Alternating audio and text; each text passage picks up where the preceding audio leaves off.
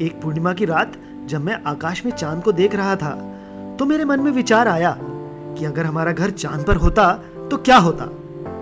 और जिस तरह हम अपने पर्यावरण का विनाश कर रहे हैं और प्रदूषण फैला रहे हैं तो एक दिन शायद हमें चांद पर ही रहना पड़े। तो अगर हम चांद पर रहने लगे तो क्या चांद पर दिन और रात होंगे? देखिए, धरती पर दिन तब होते हैं जब धरती का वो हिस्सा जिस पर हम रह रहे हैं वो सूरज की तरफ होता है। अब क्योंकि धरती अपनी धुरी पर घूमती रहती है तो कुछ समय बाद यह हिस्सा सूरज के दूसरी तरफ चला जाएगा और तब वहां पर रात होगी। तो अब हमें यह खोजना है कि चांद भी क्या अपनी धुरी पर घूमता है, क्योंकि धुरी पर घूमने से दिन और रात होते हैं। अब आप सभी ने यह कहानी सुनी होगी कि चांद पर एक बूढ़ी औरत चरखा काटती है। जब भी हम चांद को देखते हैं तो हमें चांद का एक ही हिस्सा दिखता है, वो हिस्सा जिस पर बूढ़ी औरत है। दूसरा हिस्सा कभी नहीं दिखता। इस दूसरे हिस्से को चांद की डार्क साइड भी कहते हैं। तो दूसरा हिस्सा हमें क्यों नहीं दिखता? दिखना तो चाहिए, क्योंकि चांद धरती का चक्कर लगाता रहता है। कल्पना कीजिए कि चांद धरती से बंधा हुआ धरती के चक्कर लगा रहा है।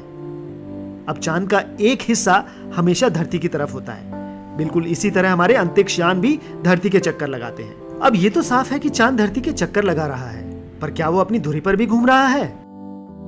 हाँ, बिल्कुल। चांद की स्थिति में चांद का सफेद हिस्सा आपकी ओर है और चांद के काले धब्बे या ज्वालामुखी धरती की ओर है। धरतीवासियों को चांद के ये काले धब्बे ही दिखते हैं। अब जैसे चांद धरती का आधा चक्कर लगाता है तो ये काले धब्बे अब घूमकर आपकी ओर आ जाते हैं। धरतीवासियों को अब भी यही काले धब्बे दिख रहे हैं और ये धब्बे फिर से घूमकर आपसे दूर हो जाते हैं। तो इससे साफ दिखता है कि चांद अपनी धुरी पर भी घूमता है, कुछ इस तरह से जिससे धरतीवासियों को हमेशा चांद के काले धब्बे ही दिखाई दे। यहां आश्चर्यजनक बात यह है कि चांद को धरती के चारों तरफ जाने में और अपनी धुरी पर घूमने में बराबर समय लगता है, 28 दिन, और इसे सिंक्रोनस मोशन भी कहते हैं। और इसी के कारण चांद का एक हिस्सा हमसे हमेशा छुपा रहता है और हम एक ही हिस्से को देख पाते हैं। चांद का एक हिस्सा छुपे होने का एक दूसरा महत्वपूर्ण कारण भी है। वो ये है कि चांद की धुरी बिल्कुल सीधी सिर्फ 1.6 डिग्री टेढ़ी है, जबकि धरती की धुरी 23.5 डिग्री टेढ़ी है। और इस बात का महत्व आप ऐसे देख सकते हैं। मान लीजिए चांद की धुरी 90 डिग्री टेढ़ी होती, कुछ इस तरह, तो चांद अपनी धुरी पर इस तरह घूमता। और अब चांद के धुरी पर घूमने की गति चाहे कितनी भी हो, धरती का आधा चक्कर 14 दिन में लगाने के बाद चांद का पिछला हिस्सा धरती से पूरा साफ दिखेगा और चांद की डार्क साइड नहीं होगी।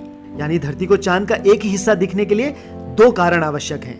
पहला सिंक्रोनस मोशन और दूसरा चांद की धुरी लगभग 0 डिग्री टेढ़ी है। तो हमने देखा कि चांद अपनी धुरी पर एक चक्कर पूरे 28 दिनों में लगाता है।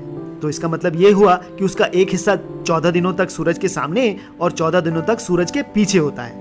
तो चांद पर दिन और रात होंगे और 14 दिनों के होंगे, 14 दिन का दिन और 14 दिनों की रात। पर जब इस तरह धरती चांद और सूरज के बीच में आ जाएगी तो चांद से सूरज नहीं दिखेगा और चंद्रवासियों के लिए सूर्य ग्रहण होगा।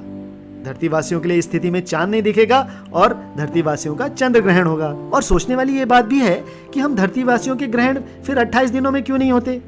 ये एक बढ़िया सवाल है और इसका जवाब हम दूसरे वीडियो में देखेंगे। तो आशा है कि आपको ये वीडियो पसंद आया होगा।